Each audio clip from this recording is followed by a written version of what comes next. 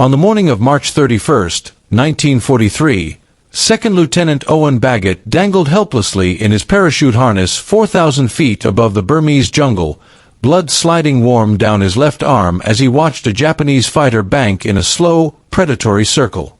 Below him, the canopy of green stretched endlessly, broken only by streaks of smoke from his dying bomber.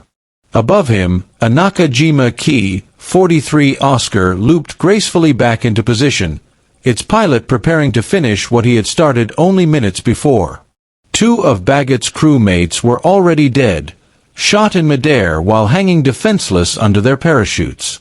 Now the pilot was hunting again, this time lining up his guns on a single wounded American drifting helplessly downward. Bagot was 22 years old, a co-pilot who had already learned how brutal and unforgiving the air war over Burma truly was. He carried the equipment every Army Air Force's pilot carried: his flight suit, his survival kit, and a Colt M1911 pistol with 7 rounds of .45 caliber ammunition, 2 pounds of steel with a 50-yard effective range against someone on the ground. Against an aircraft moving at 200 miles per hour, it may as well have been a child's toy. But at that moment, with death closing in from above, it was all he had. Owen Bagot had been born in Graham, Texas in the summer of 1920. He grew up with the confidence of someone who excelled at nearly everything he tried. At Hardin-Simmons University in Abilene, he'd been the drum major of the cowboy band, a role that demanded precision, discipline, and a presence that could command attention. After graduating in 1941, he'd taken a job on Wall Street as a defense contractor, a stable job with good pay and a promising future. But after the attack on Pearl Harbor, he decided that sitting behind a desk wasn't enough. He enlisted in the Army Air Forces, completed pilot training at the New Columbus Army Flying School, and graduated in July of 1942 as a freshly minted second lieutenant. The war sent him to India within months, assigned to the 7th Bomb Group, where he learned quickly that the air war over Burma was unlike anything Americans had imagined. It was harsh, deadly, and indifferent to skill or courage. Sometimes survival came down to a single moment of chance. And on that morning, hanging beneath his parachute as Japanese fighters hunted him, chance was all he had left. The mission had gone wrong from the moment it began. Bagot's squadron, the 9th Bomb Squadron, had been ordered to destroy a railroad bridge at Pyinmana, Burma, a vital artery halfway between Rangoon and Mandalay.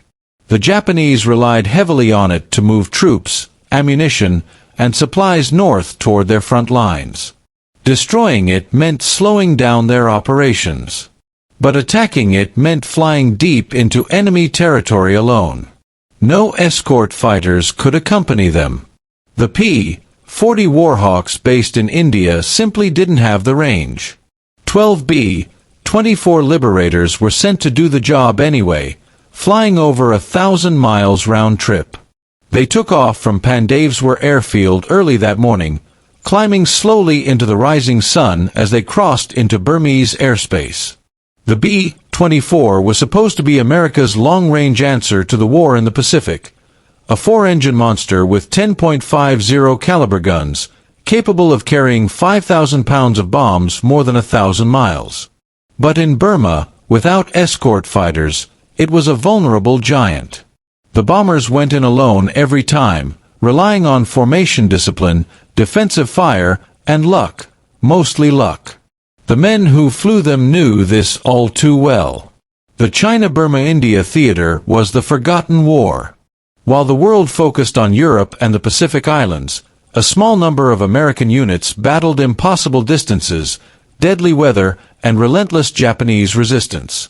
Everything, from fuel to spare parts, had to be flown in over the Himalayas, a supply line called the Hump, notorious for killing crews even on clear days.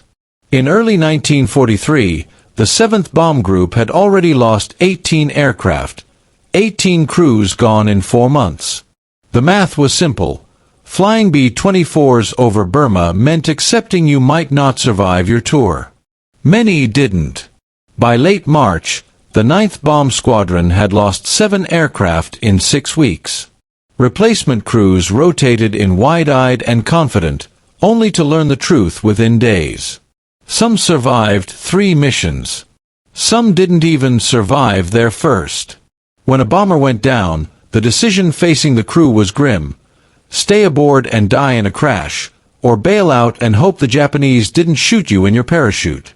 The Japanese Army Air Force in Burma had long since abandoned any hesitation about attacking parachuting airmen. To them, a surviving American could return to kill more of their own. Better to finish him in the air while he couldn't fight back. Dozens of American airmen had already been killed this way. Bagot knew all of this when the Japanese intercepted his bomber that morning. The formation was still 60 miles from the target when radar alerted the Japanese to their approach. 13 key, 43 Oscars from the elite 64th Sentai rose from Mingaladen Air Base. These were not inexperienced pilots. They were veterans of Malaya, Singapore, the Dutch East Indies, and countless dogfights against Allied aircraft. They knew how to attack bomber formations. Their tactics were coordinated and lethal. They swept down from above in a perfectly timed assault, breaking through the B-24 formation like blades through cloth. Colonel Conrad Neckerson's lead bomber was hit first. Bagot's B-24, flown by First Lieutenant Lloyd Jensen, took a burst of 20mm cannon fire that ripped open the rear fuselage and detonated the oxygen system in a white explosion of shrapnel and fire. Flames spread instantly. The number 4 engine caught fire, then number 2. Smoke filled the aircraft, thick enough to blind the pilots. Sergeant Samuel Crosstick, the 19-year-old top turret gunner, grabbed fire extinguishers and battled the flames with bare, burning hands, but it was useless. The bomber was dying. The intercom went dead. Jensen fought to keep the aircraft level, coughing in the smoke, knowing every second he held it steady increased the crew's chances. He shouted for Bagot to get the crew out. Bagot stumbled back through the inferno, waving men toward the escape hatches. Through smoke and fire and chaos, he watched them jump. One by one, they vanished into the sky.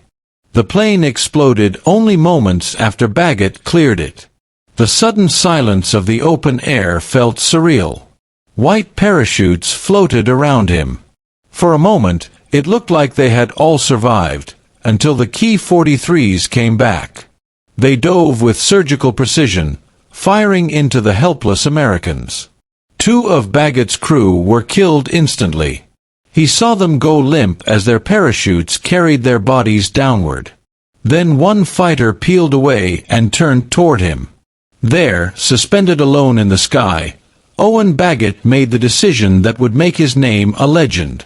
He went limp, let his head slump, his arms hang, pretending to be dead.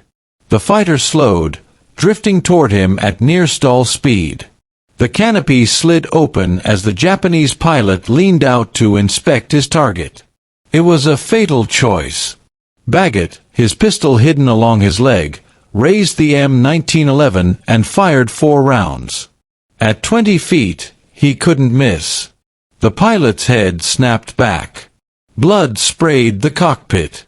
The aircraft rolled, dropped, and spun into the jungle below. The other Japanese pilots saw it happen. In an instant, disbelief turned to fury. 3 fighters dove on him at once, guns blazing. Bullets shredded his parachute, ripped past his body, snapped suspension lines, but by some miracle none struck him. They pulled up and came again, targeting his chute, trying to collapse it completely. Holes tore across the silk canopy, but it held enough to slow him. As he neared the trees, the fighters finally broke off, too low to continue their attack. He crashed through branches, slammed into the earth, and lay gasping, stunned that he was alive. Jensen survived. Crosstick survived. The 3 men found each other in the dense jungle, but they knew they were not safe. Burmese villagers found them within an hour, and they were the kind who turned Americans over to the Japanese. The surviving airmen were marched to a garrison and handed over. Word traveled quickly. The Japanese officers wanted to meet the American who had shot down one of their fighters with a pistol. Bagot was interrogated, then transported to Singapore's infamous Changi Prison. When he arrived, he was summoned by the camp commandant, Major General Aramura. Through an interpreter, Aramura asked Bagot to recount the event in detail. Bagot told the story exactly as it happened. Aramura listened, then surprised him. He said that Bagot's act showed courage and warrior spirit. Because of this, he said, he would offer the young lieutenant an honor, the chance to commit seppuku, the ritual suicide of a samurai. A Japanese officer even demonstrated the technique. Bagot declined. For Americans, he said, suicide was not honorable. Aramura accepted this, but disappointment showed plainly in his face. And so Bagot entered the general population of Changi Prison, where starvation, disease, and brutality were the norm. Over 2 years, his weight dropped from 180 pounds to 90. He endured dysentery, malaria, beriberi, infections, and the daily grind of forced labor. The death rate was staggering. Men who gave up hope often died within days. Yet somehow, Bagot survived. Oddly, guards often left him alone. Japanese officers occasionally visited, asking to hear the story of the pilot he had killed. Even among his enemies, his act had become legend. And through it all, despite hunger, illness, and the endless uncertainty of captivity, one truth remained undeniable. On that morning in 1943, while falling helplessly through the sky, he had accomplished the impossible. He had brought down a fighter aircraft with a pistol, a feat so improbable that even the men who witnessed it struggled to believe it. But for Owen Bagot, it had never been about glory or legend. It had been a choice made in a single desperate moment, when he had absolutely nothing left to lose, and survival balanced on the edge of a trigger pull.